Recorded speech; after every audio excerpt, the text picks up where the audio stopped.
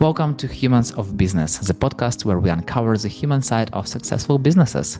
Here we speak with business leaders about the human traits that fuel success and how embracing who we are can shape the way we do business. Every business starts with a human, so let's learn from real humans, one story at a time. My name is Yuri. I help people and brands shine through communities and personal connections. And my guest is Joshua T Berglan, an award-winning producer, international best-selling author, and media innovator on a mission to empower underserved communities through storytelling, and a person who's my dearest friend, Diane Woodford, said we must have met with. So here we are. Welcome, Joshua. Hi there. How are you, sir? Super happy to meet you. I'm so curious to get to know more about you, to dive deeper into the human behind the business that you are building. So tell me one thing about you that I can't find on your LinkedIn profile. Well, there's so much about me. My private life, it became public 10 years, well, not 10 years ago, about 6 years ago. I don't have any secrets. Oh my gosh. Because here's the thing, I have a really wild story, and I've told everything, and I talk about everything, and I pretty much put everything out there that could be out there. You know what? Actually, I'll just say this, because this wouldn't be obvious. You would have to read between the lines. I don't live inside of any boxes, and I don't put myself in a box. I don't let people put me in a box. And even though it makes people uncomfortable, I don't care, because I've never been more free in my life. And because of that, I'm able to love people where they're at, regardless if I agree with them, align with them, or not. I'm able to just love and live freely. And that is probably the one thing that you would not be able to figure out immediately from my profile. Yeah. I feel like it's something that so many humans out there are struggling with. And myself, I'm putting myself in the box so many times and all the times trying to find a way out of it. And I'm curious, like, I know it's all about the life journey. It's all about what happened to you and what keeps going on in your life. Sure. But for example, if someone is currently dealing with the box inside their mind, they are put themselves there, what would you tell them? How to get out of it? Well, my first instinct to that question, it's a really creative, clever question. I think a lot of the boxes that we end up putting ourselves in is when we try to label what we are. I mean, I have the nickname the world's mayor, but before that, I had every kind of label you want: bisexual, pansexual, dissociative identity disorder, mentally ill, diseased, divorced, what did I say? Mentally ill yet? Yeah, homeless, crazy, loser. You name the box. And then all the different titles I've had for businesses, and the ways I try to describe what I do.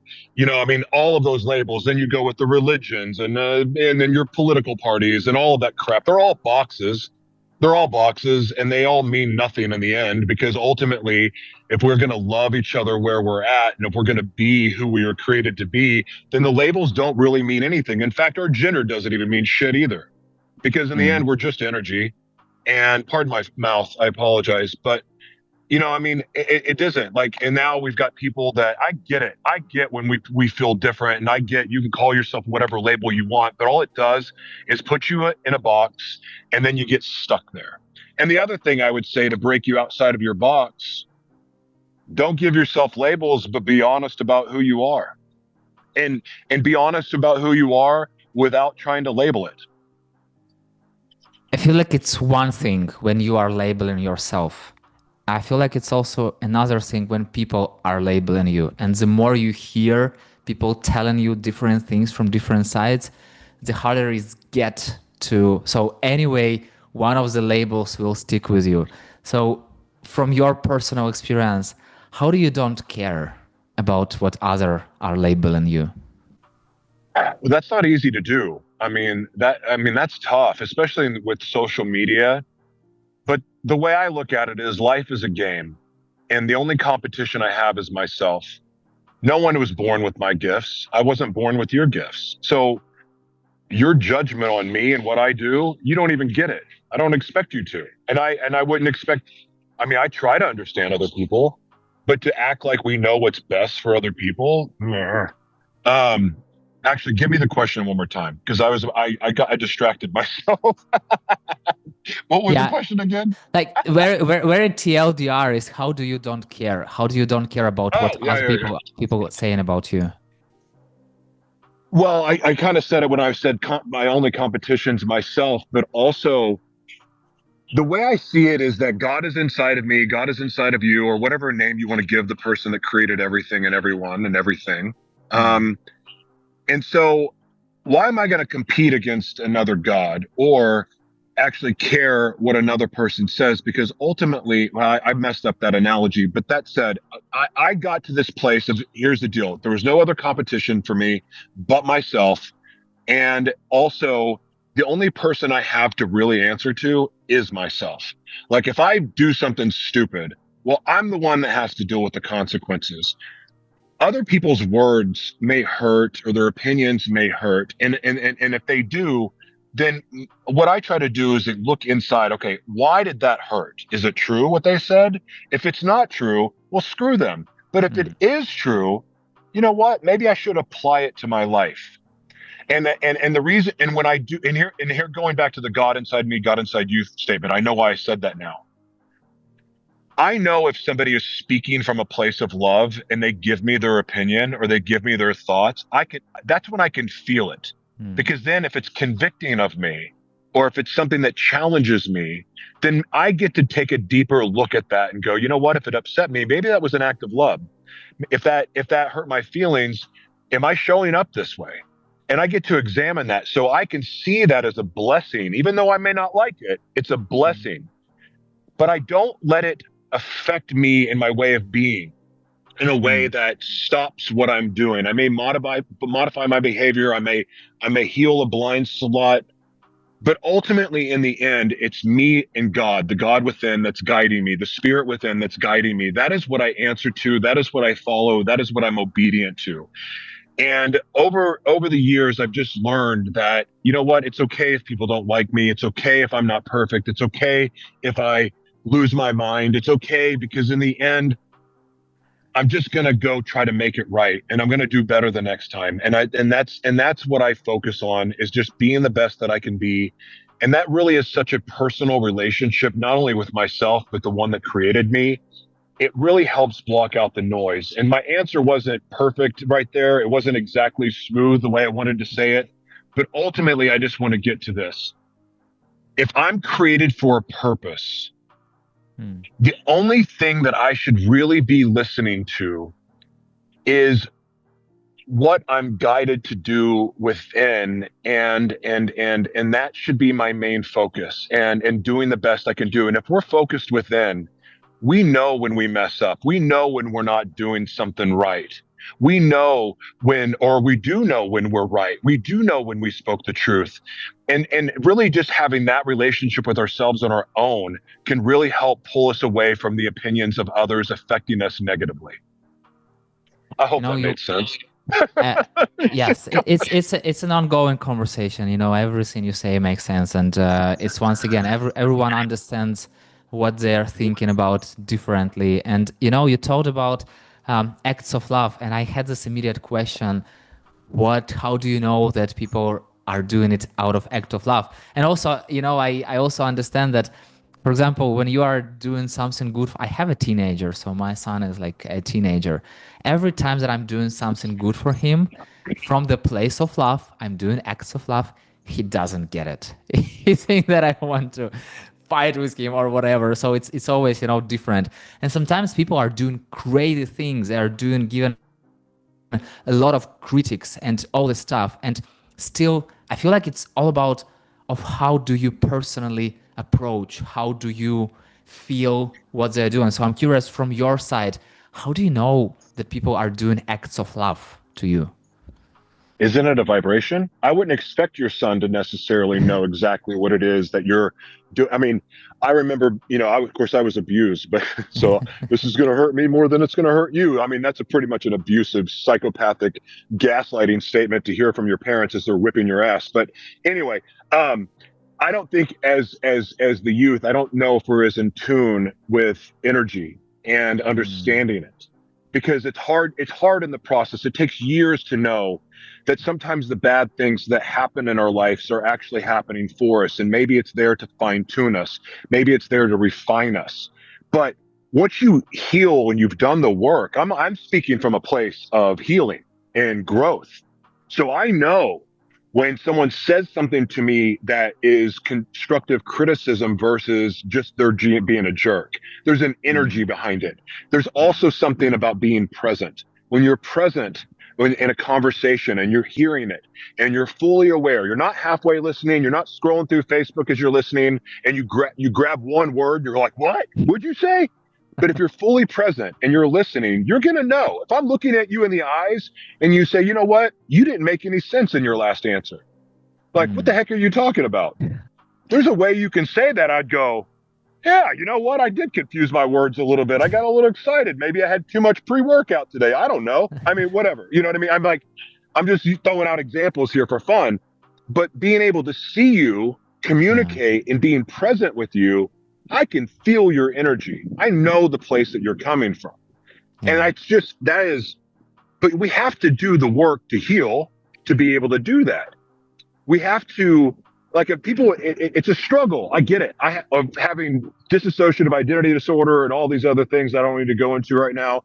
Like it was a hard journey because, when people would come at me, I would disassociate. Like whether they were trying to be positive or show me love, or they were just wanting to give me a big hug, or they had criticism, I would disassociate. So I wasn't mature. I didn't have the emotional maturity or I don't know what the proper word is here, but I wasn't able to be present to be able to have a mature response. But I did the work to heal from my mental illness and the other things that were holding me back. And with that, the more that I began to love and the more empathy I began to have, the better with communication I've been able, the better with communication I became, like communicating with other people. And part of that is being a good listener, and being a good listener requires being present. And if I'm present, odds are I'm going to know the place that you're coming from when you communicate with me. Your eyes are going to tell it, your energy, the inflection of your voice, the way that you use your hands, all of it is going to be a tell sign of the place you're coming from. This is why I hate text message. Yeah. If you ever message me on social media, I promise you, I'm voice messaging you or sending you a video. Because if I type with you, one, I don't like to type. But if I'm typing with you, you're probably going to misunderstand where I'm coming from. Yeah. I totally get it. I totally understand, because the moment that you put your voice inside, or even better video, every word can take totally different meaning, because like the text people are reading in their frequency, in their emotional state, in their approach, and they are reading like your words in their state. And it's totally different. I totally get it. I'm curious. So tell me a little about the business that you are building at the moment. It's not a business in a traditional sense, because what I've built is a platform of the future to provide resources for underserved communities to pull them out of poverty. I learned the system that I created is a omni-media multi-monetization platform that allows people to monetize their gifts, talents, and intellectual property. And the formula I created could be done with no money. And I created it specifically for the underserved communities around the world. And that's the work I get to do at the United Nations and the global organizations that I work with.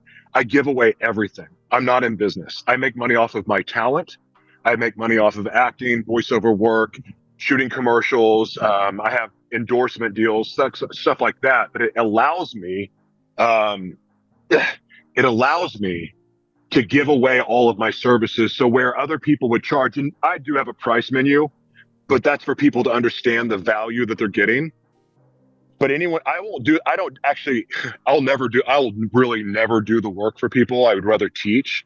And I teach from a place of my gifting and also of what I've educated myself with over the last, I say 20 years, because that's when I first started studying really, really hard about the future. But I've always been a futurist. I mean, ever since I was a child, I was obsessed with the future world to become. And then, different agendas were released and I studied them and I figured out, oh, this is what's really happening in the world. And okay, I mean, so for 20 years, I've been dedicated to building this system as a solution for the world to come. And there's a lot there. But that said, I use this same system on myself. And because I've been in jail 6 times, I was mentally ill. I mean, I failed marriages, failed fatherhood. I was a junkie. I was a chemsex addict for over 20 years. My life was a wreck. Needless to say, I was not getting hired by anyone. But I had this big dream and vision in my heart, and I knew that there was a purpose for everything that I had gone through in my life from childhood up until I was 36. I mean, there's a purpose for everything in my life, but all of the abuse, all of the overdoses, all of the jails, all of that other stuff, it had such a profound purpose in my life. Yet at the same time, it left me with no options in the real world as far as being employed. Even getting a 1099 job was like freaking impossible because people were scared of me. I mean, dissociative identity disorder, multiple personality disorder is no joke. And it's very hard to thrive. I learned to thrive with it and then ultimately heal. But I did it with the vehicle that I created for other people, but I was originally using it for myself. And the same formula that I used to win 8 film festivals and become an international best-selling author and to become an award-winning show host and everything else, I did it with no money. I teach everyone else how to do it. And the same platform I've built at theworldsmayor.com or joshuatberglan.com, it doesn't matter, it's the same platform. That same website I built with no money. Every piece of content on there did with no money. The 10 books I've written, no money. 10 books, I've published more.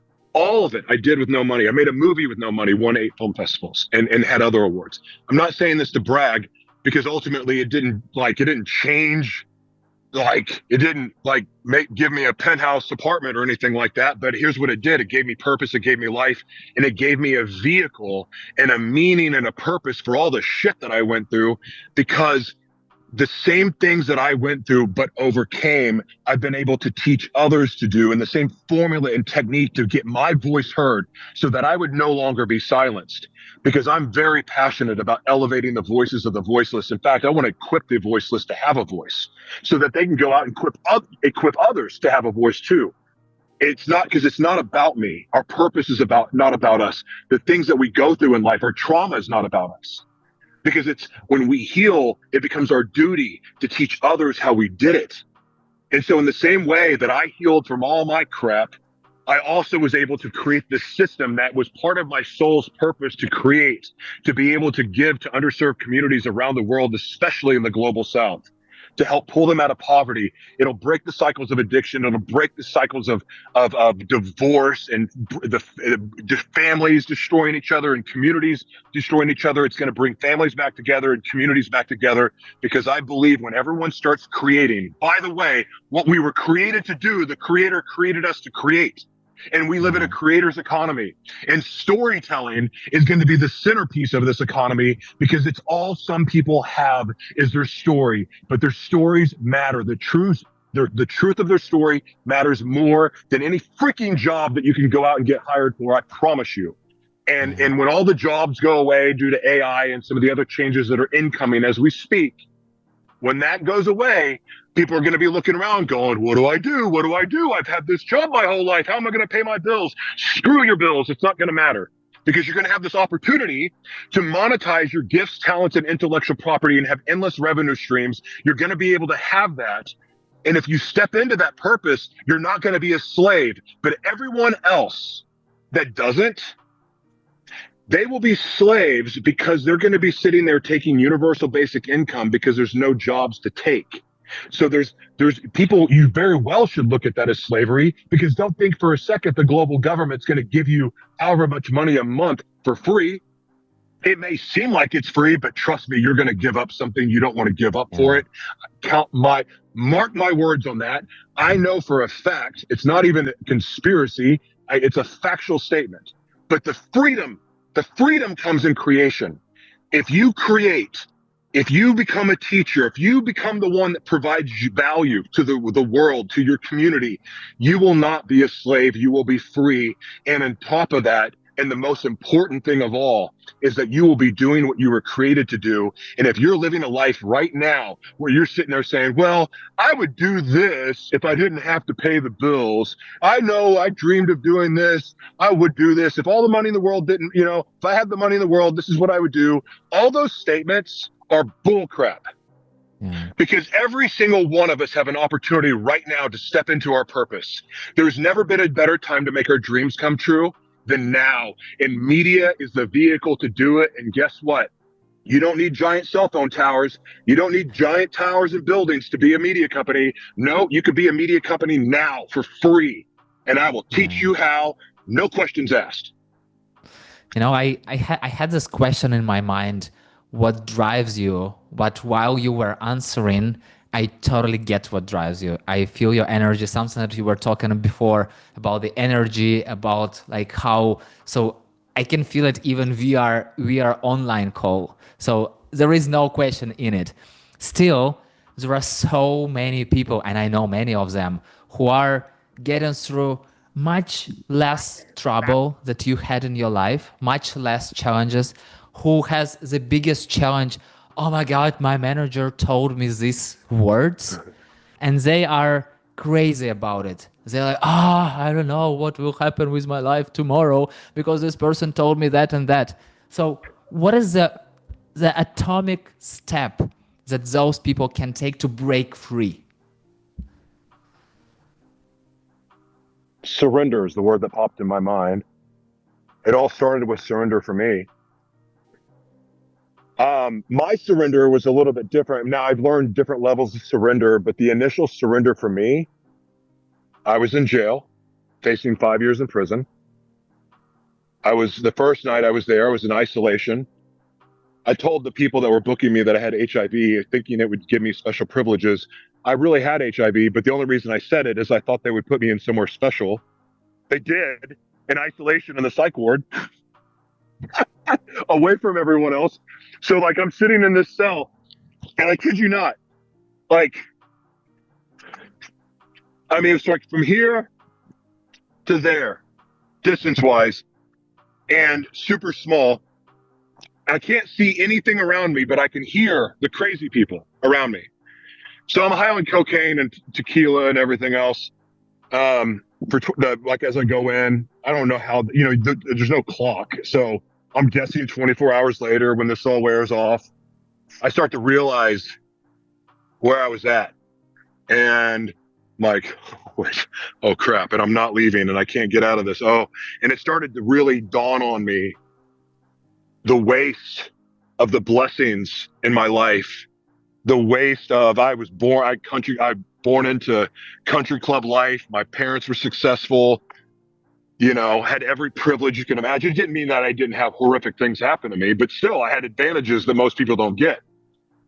And, but I realized every opportunity I'd wasted, all the money I'd thrown away on stupid stuff, and it really started to hit me.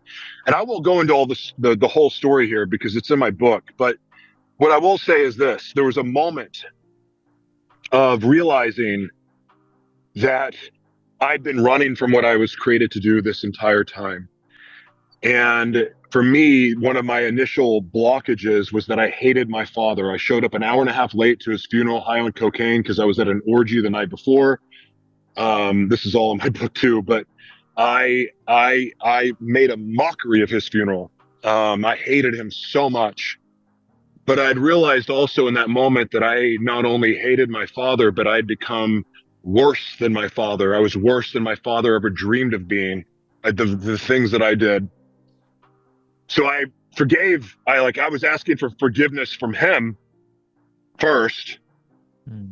And I forgave him, but I was asking for forgiveness even though he was dead.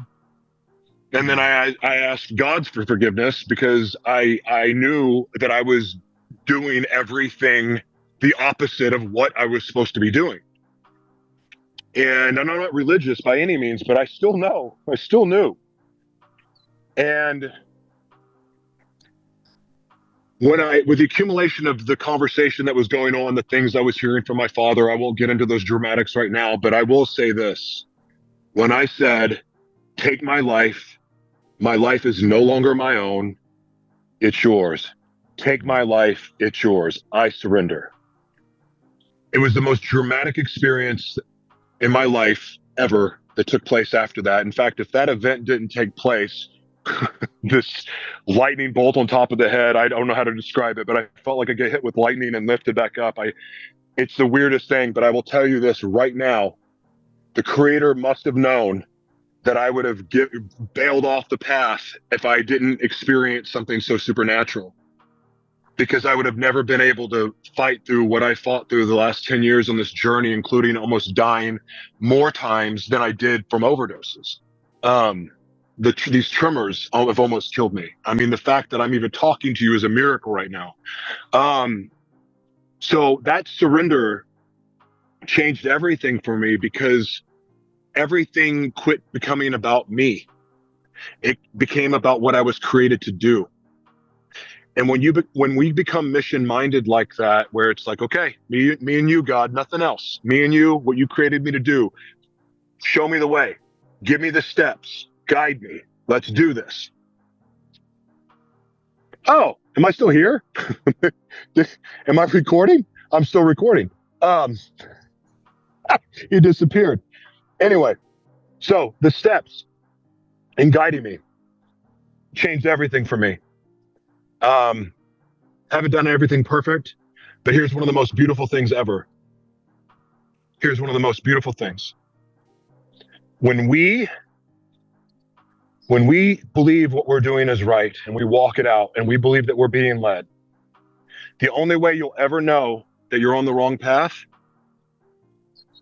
I mean, the way that you'll know you're on the wrong path is you're going to get little corrections, right? But until then, march forward in your truth. March forward knowing that you know what's true. And if you're wrong, if you're going down the wrong path, you will get corrected. That is part of the surrendered life. I'm so inspired by your story and your passion and how you are, like, I can truly feel that you are living your life, because sometimes people are telling stories and you are not telling, you are living a story. And I feel like it's the best thing that can ever happen with any person, to live your life, to live your story, to be present. And the funny thing that you told about being a futurist, and I was thinking, like, how can a person be a futurist and still be here, live here in the moment? So I wonder, how does it work for you? Oh my gosh. So it's so funny. That's such a good question. Golly, that's like one of the best questions I've ever been asked. I love when I'm asked good questions, because it's very rare.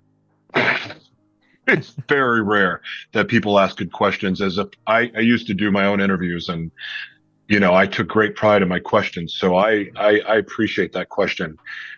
It was a tough road, because the visions I saw, I didn't know that they weren't happening like in 5 minutes. Like I married a woman I didn't know because of a vision, thinking she was in the vision. But it wasn't her, it was someone else. But I didn't know that. Like I didn't. But I had several visions, and I would get these visions for other people, and I would share with them, like, about their life and things like that, and it would scare the crap out of them. And then I had my own visions for my life, and I am like, well, why is this happening? I'm seeing this. This doesn't make sense. I'm not even living in an environment that any of this could even happen. So it was very confusing at first. And even when I gave my life to God, and I just said, like, listen, I'm like this. I'm here. I'm serving you. I'm doing exactly what I was created to do. I'm going to do that. Like, I would still get these visions, and I'm like, oh, it's supposed to happen now. I'm supposed to do this now. And it took a lot of mistakes and acting too fast or talking about things too early, it took learning discernment and then understanding that this stuff in the future is like, it's going to happen in the future. And then when I quit acting so quickly, what I learned, I would just let the vision be the vision, but then I would still continue to operate in faith and do what I'm supposed to do. And then when that would happen, what I would start to see is more of the plan come together. I would start to see the pieces and how it aligns. And then when I figured that part out, that became like an extra bonus to the gift. So it wasn't just seeing what was possible, it was seeing the plan to get there. So I learned to wait. So then it became, I get the vision, then I wait for the plan. When I got the plan, I would act on the plan, but it would be in steps. And that required me going at a more methodical, regular pace. And that's how I learned to be a futurist. Now, I still write books about the future. I wrote the future blueprints for the future of business, media, entertainment, and education. But there's a process, there's steps. Now, I still fall into this because I know to some degree what's about to happen. I just don't know when it's going to happen. And so sometimes when I see events like the nationwide protest in the United States, like, I'm like, okay, is this when they do it? Is this when they do it? And it didn't happen the way I thought it was going to happen during those protests. But what came out of it, this is very interesting. And I don't even know why I'm telling this story. Like, I really believed that there was going to be massive riots during this last weekend in the United States. And there were riots, just not as many as I thought. And there was a lot less destruction than I thought. But what I found out was that Palantir was actually funding the No Kings protest and the parade, the military parade of Trump.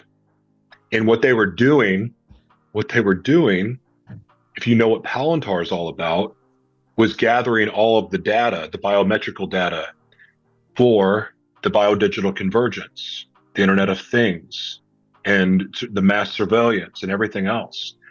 And so while it wasn't what I thought, it ended up being something that's still setting up the next stage that's about to unfold. But again, I knew those things from being a futurist, but the order and the methodology doesn't always line up. So I don't know. I mean, it's just, I guess, discernment and patience. And the other thing too about visions, for anyone that gets visions, this is the best advice I can ever give. One, be patient, but two, always ask for confirmation. When we ask for confirmation, not to a person out loud, we always get it, because success leaves clues, as they say. And if you're on the right path, the clues will be left. You're not going to hit the home run right away all the time. In fact, I don't think we want to, but the clues will be there. The confirmation will be there, especially if you ask for it. What makes you happy? Serving, living in purpose, like truly knowing I'm doing what I'm created to do. Yes. Love creating. The greatest, I don't care about happiness. Happiness is like a fart. It's just, like, happy for what? 5 minutes? Happy my team won. Well, I didn't play, so what does that really matter? And even if I was on the team, how long does that euphoria really last? Joy is everything. Joy comes in service, living in purpose, and living a life that's not about you, living outside of boxes. But then the ultimate freedom is finding the joy in suffering. Because when we can find the joy in suffering, the purpose, and that you can't discover the joy in suffering until you find the purpose in suffering. But when you do find the purpose in suffering, it's a joyful thing. Because in my experience, all the perceived great things that happened in my life were a letdown. But all the things that were trying to kill me and end it, and the trials and tribulations, like that all led to the greatest joy of my life. Life is a paradox. I'm currently reading this book about Stoic, and like what I hear from you sounds very much like what I read there about like living a life, like living a good life, serving people, helping others, giving yourself out there, living without expectations, being the best version of yourself daily, and all the things. And are you familiar with Stoic approach? Maybe it's something that you also have in your life. Like how do you feel about it?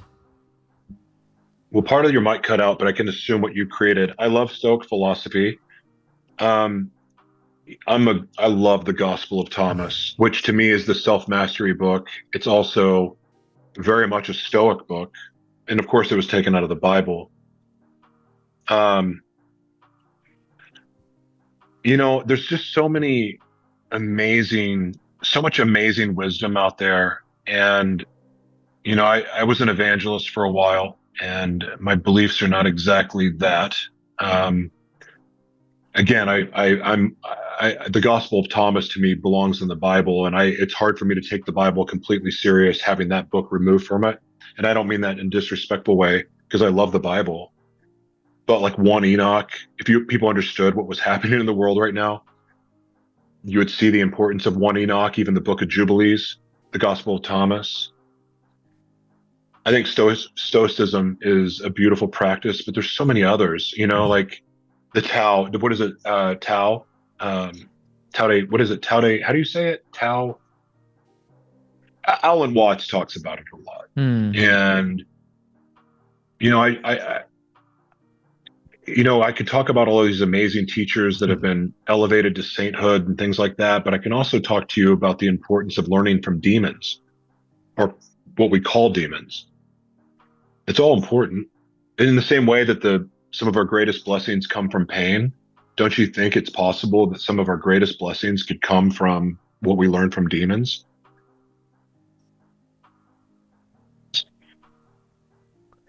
Yeah, I feel like it's always I feel like you never know who are you learning from. Hmm. Because sometimes it can be a situation when you think that it's coming from God or from demon, and it can be vice versa. and and you will never know unless you live it. And sometimes you don't know it even when you lived through it. Sometimes you just know it many, many years afterwards. So it's Hmm. really, really interesting that you are talking about this. I I've had a whole new relationship with what is considered good or bad, evil, holy. I mean, there's a lot of really good-hearted people that thought Trump was going to save the world. And I'm not making, I wonder where the lack of discernment comes from. And listen, I'm no fan of any of the other political parties either, because frankly, it didn't matter who the president was going to be. These things were going to happen. I mean, they were happening. Like it's just, and, at the same time, I also understand why some good natured, religious people would be against Trump or for Trump. But again, some of these things that, whether for or against, it seems like the reasons they're for and against are actually both misguided. But they're relying on what the media tells them. They're relying on information from other sources. So they create their own narratives, or they just a bunch of chicken heads who parrot what they're being told instead of actually taking the time to understand that there might be something bigger at play. And there is something much bigger at play. But most of the world is naive to it because they're distracted with everything they're distracted by. For me, because I never trusted anything or never believed what I was being told, I went exploring for the truth, but not through opinions were, but I went directly to the sources of the people that were shaping the global agendas and the movements that were happening in this world. And you study from that lens, you see everything from a completely different worldview. In fact, I made a post on social media that wasn't real popular, but I said that no one should be allowed to vote unless if they understood Agenda 21 and Agenda 2030. And if you understood those two things, you would realize that there's no point in voting. And it wasn't popular, but I still stand by that statement, and it's proving to be true every day. Because people don't know. People have no clue. And here's the other thing I want to make clear. Fearing Agenda 2030 is also silly. It's also silly. Like, there's no reason to fear at all. But again, it's just because of there's a lack of discernment and a lack of truth that is plaguing this world. You know, I feel like that you don't know what you don't know, and many assumptions and many actions that people take, they think that they know something, but you never know for sure. So in this uncertainty, you don't know what you don't know. For you personally, what is the best way to take action? How are you not stuck in this fear of uncertainty, but how do you ensure that you are moving forward, even knowing that there is huge uncertainty around? Well, I mean, one, we have no control over anything but our own actions. And so what I advise everyone is to remove everything from your life that doesn't belong. Maybe you have to do it one thing at a time, but if you know something's in your life that doesn't belong, remove it to make room for something that does. That helps. The other thing is just getting quiet and remove distractions. The truth comes from within. We'll always be led to the truth. Well, I was saying this before the internet crapped out,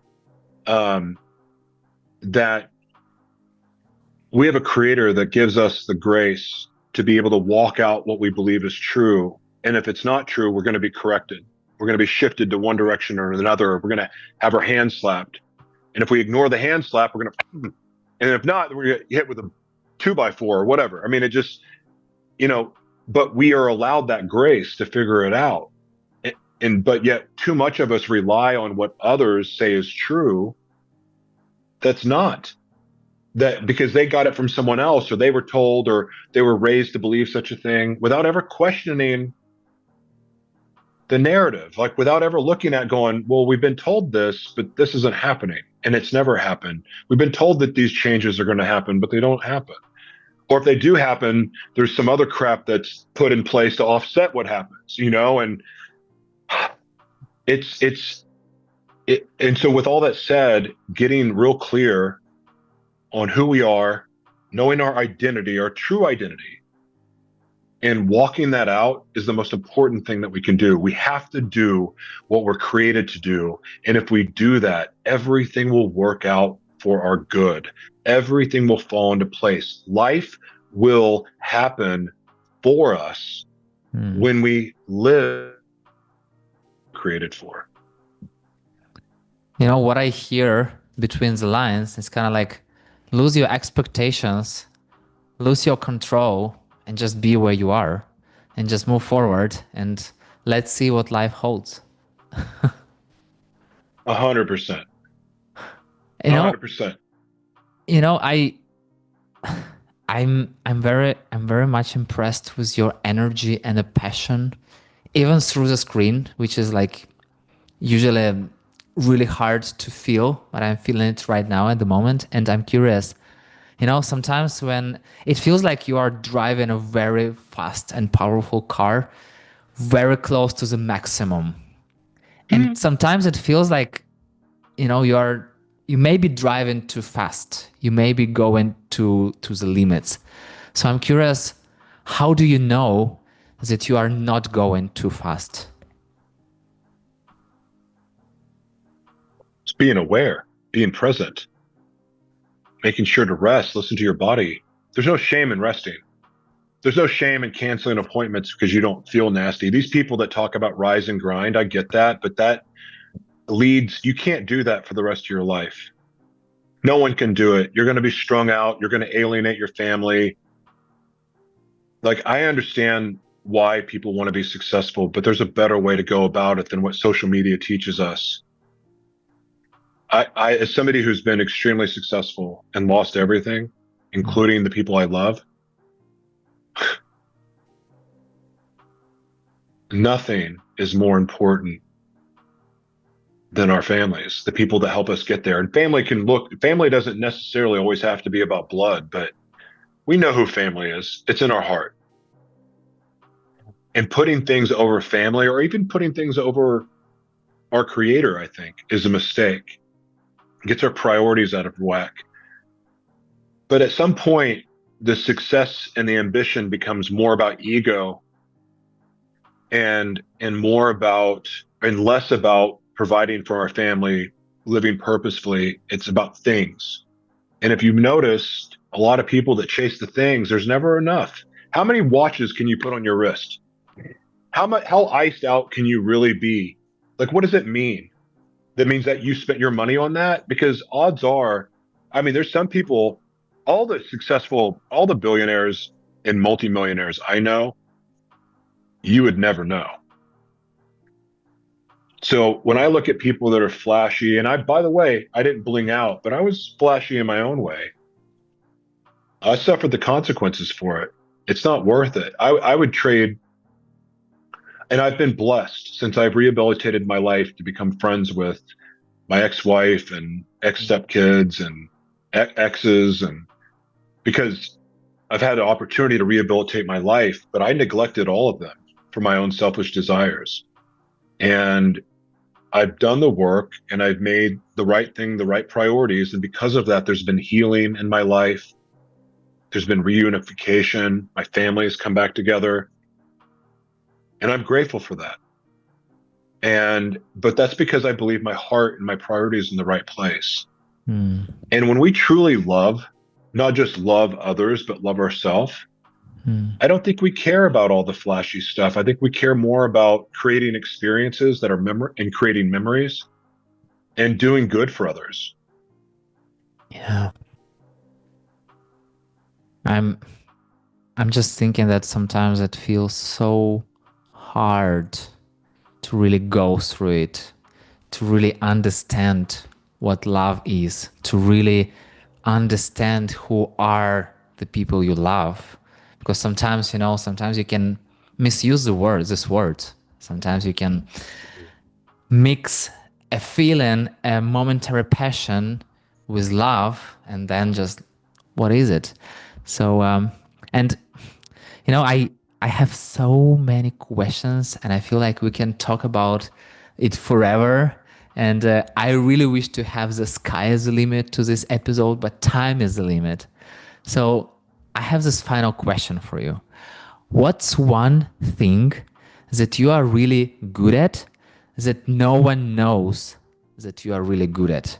And I know it's the second hard question. The first hard question was in the beginning because you told me that you are sharing everything openly. So it's the second hard question.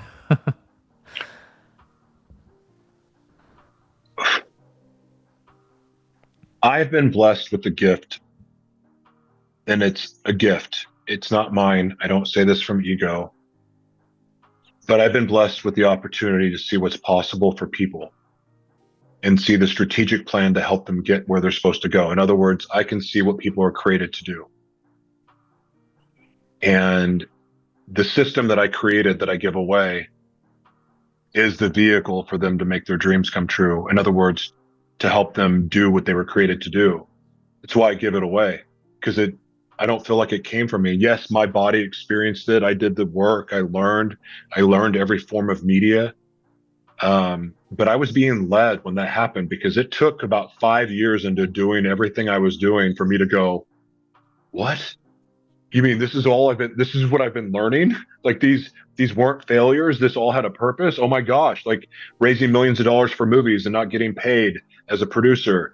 The different failures, the set, the being put in compromising situations to get the part, like everything that I experienced, having amazing auditions with like giant projects and thinking, gosh, I should have got that part, but not getting it. Like all of it meant something. Learning products, having a skincare line, producing events, like getting kicked off my own TV network. All of those things served an incredible purpose.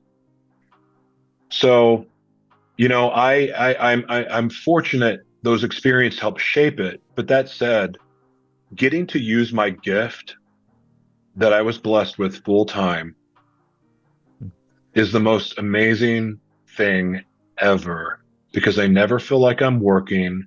And no matter how crappy I feel, if someone needs me, I can step in and be a vessel. And you know what? That has been the one thing that has kept me sober, that's kept me on the right track, that's given me purpose, it's given me life, that's helped me learn love, empathy, and other things when I didn't have it before.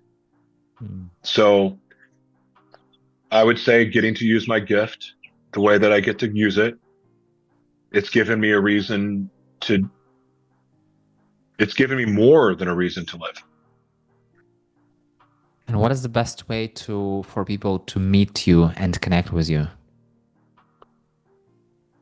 My website, really. I mean, I'm on social media, but I don't promote it. I don't own it. And if you ever work with me, I'm going to tell you the same thing. You're crazy if you promote your social media, even if you're it's one thing if you're one of the paid people, like that's paid to be there.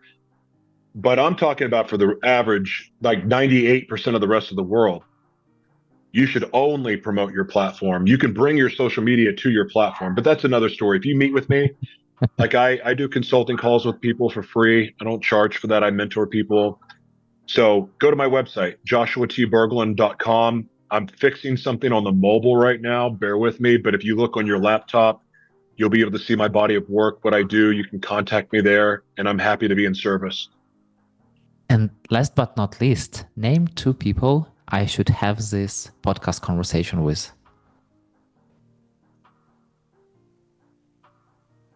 Oh my gosh, man. Oh, I know so many people that you should talk to. That's crazy.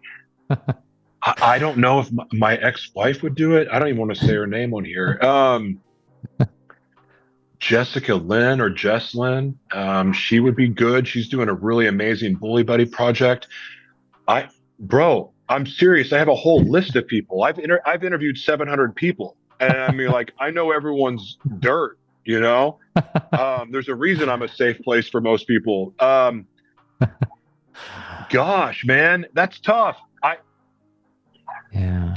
I don't know. I literally, I can't think of. I mean, what's his? I can't. I mean, I have a book. My book, Unmasking Humanity, has 25 people in there you should interview. Like, I'll send you the list. Like, Okay. amazing people. Sorry about that. I can't think of anyone off the top of my head to go just yes, but I know a lot of people that would love. Let me tell you something, man. And you can clip this and use this as a promo reel if you want, but I mean every word of this. You are the best interviewer I've ever been interviewed by, ever. Not even close. Your questions, I don't know how many of them are planned. Your questions are thoughtful. They were different. I've never had anything like it. Your tone, you have a presence that is very relaxing, especially for big energy people. Like, I don't know what your goals are, but you have a real talent and a real gift at this, and I'm wishing you nothing but the best. Like, you are terrific. I just don't have even words. And thank you so much for such great words. And you just made my heart smile. And I'm just blushing. You know, I hope that you don't see it through the camera, but I'm colorblind. It's I'm fine. like I'm like all red currently at the moment. So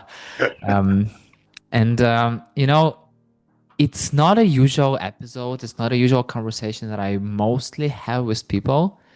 And I can tell that it was really the most eye-opening experience for me. And I loved every second and even every challenge we've got going through this conversation. All the internet connections problem, all the rescheduling and continuing conversation a little later, all this technique didn't work and then came back. I don't care. So what I care about is like the conversation with you, all your story, and I'm definitely there. I will be on your website. I will read your books, and I like yes, I didn't do this before, but now I will be It's a there. lot of And content. Thank you. Thank you so much for the greatest gift you only could give me. It's your time and for giving this conversation. It's just a gem for me. So Joshua, thank you so much for this conversation. Thank you for the opportunity, Yuri. And yeah, see you in the world. And thank you so much for listening. If you have any questions about how the community can help you reach and overcome your business goals faster, let's connect on LinkedIn and talk about it. That's it. We're done. See you in the next episode.